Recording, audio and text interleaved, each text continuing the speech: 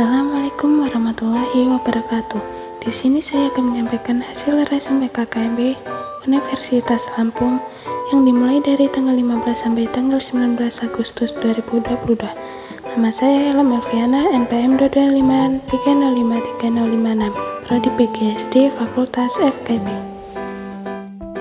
Di hari pertama yaitu ada Wakil Bapak Rektor yang menyampaikan tema PKKMB, Ciptakan Mahasiswa Berkarya dan Berinovasi untuk Kampus Merdeka Belajar. Selanjutnya materi yang pertama, peranan Kepolisian Republik Indonesia dalam mengatasi kejahatan digital, yang disampaikan oleh Bapak Yusrandi Yusrin. Adapun isi materi yang pertama yaitu membahas tentang Undang-Undang ITE, yang kedua pemanfaatan teknologi informasi dan transaksi elektronik, yang ketiga contoh pelanggaran hukum di dunia maya, yang keempat tips dan trik agar terhindar dari jeratan hukum ITE. Materi selanjutnya yaitu materi yang kedua, pengembangan karakter mahasiswa sebagai intelektual dan anti kekerasan atau anti perundungan, yang disampaikan oleh Ibu Dr. Susetia Herawati. Isi dari materi tersebut yaitu yang pertama, perundungan atau bullying. Perundungan adalah suatu tindakan baik itu fisik ataupun non-fisik yang melukai diri seseorang dan merasakan tidak nyaman. Yang kedua, generasi muda merupakan bagian penting di masyarakat. Materi yang ketiga yaitu pengembangan karakter mahasiswa dalam perspektif agama, yang disampaikan oleh Kiai Haji Said Agil Siroj. Isi materi tersebut yaitu bedanya masyarakat Nusantara dengan masyarakat Arab. Yang pertama, tidak mempunyai infrastruktur sosial. Yang kedua, tidak ada ormas. Tiga, tidak ada perkumpulan kecil. Keempat, tidak ada struktur sosial yang jelas. Di hari kedua PKKMB Universitas Lampung, materi yang pertama, Merdeka Belajar Kampus Merdeka, yang disampaikan oleh Bapak Heriandi.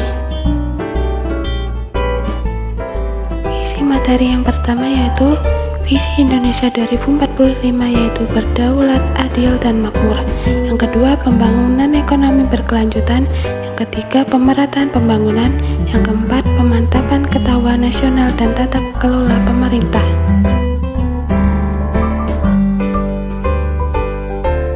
Selanjutnya materi yang kedua yaitu kesadaran lingkungan hidup, manajemen risiko, dan kampus hebat, yang disampaikan oleh Bapak Asep Sukohar.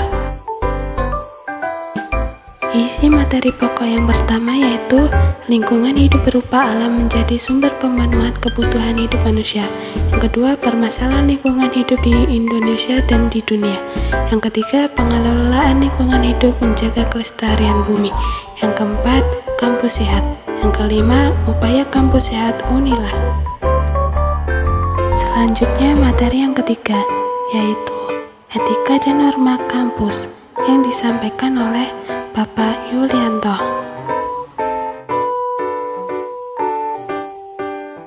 Isi materi pokok yang pertama yaitu menjadi mahasiswa yang ideal. Yang kedua, 4 tipe mahasiswa. 4 tipe mahasiswa dibagi menjadi 4. Yang pertama, tipe mahasiswa belajar. Yang kedua, tipe mahasiswa organisasi. Yang ketiga, tipe mahasiswa belajar dan organisasi. Yang keempat, tipe mahasiswa yang hanya suka bermain-main.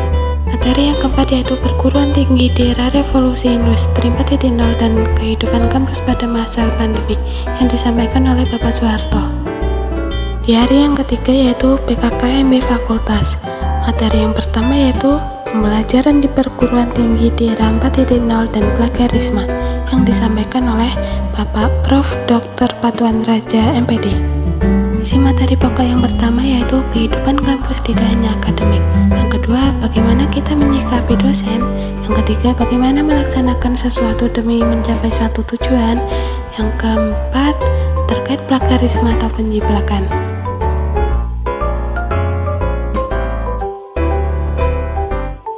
Selanjutnya materi yang kedua, sistem perkuliahan dan bimbingan akademik dan kerjasama, yang disampaikan oleh Dr. Rizwandi MPD.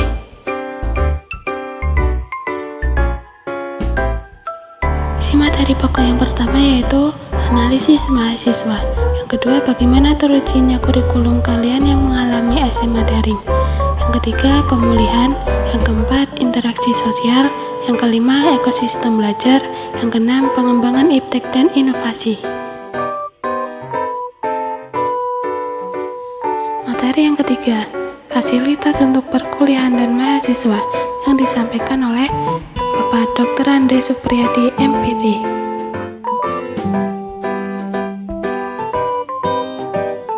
Isi materi pokok yang pertama yaitu menjelaskan fasilitas di kampus. Yang kedua, semester 3 dan 5 dapat melakukan pengajuan UKT dengan alasan tertentu.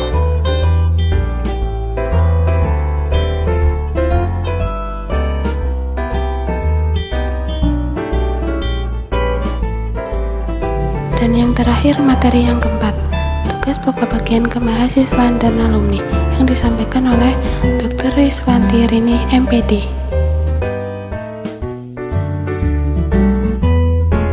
Isi materi pokok yang pertama yaitu kita sebagai mahasiswa jangan sampai menjadi yang namanya mahasiswa kupu-kupu. Yang kedua, tunjukkan prestasimu untuk FKIP. Yang ketiga, melaksanakan indikator kegiatan pada singkat MAWA dilakukan oleh sebagian kemahasiswaan dan alumni. Di hari keempat yaitu PKKMB Prodi. Di dalam PKKMB Prodi menjelaskan tentang awal masuk perkuliahan. Cukup sekian yang dapat saya sampaikan. Mohon maaf bila ada kesalahan kata. Saya akhiri. Wassalamualaikum warahmatullahi wabarakatuh. See you.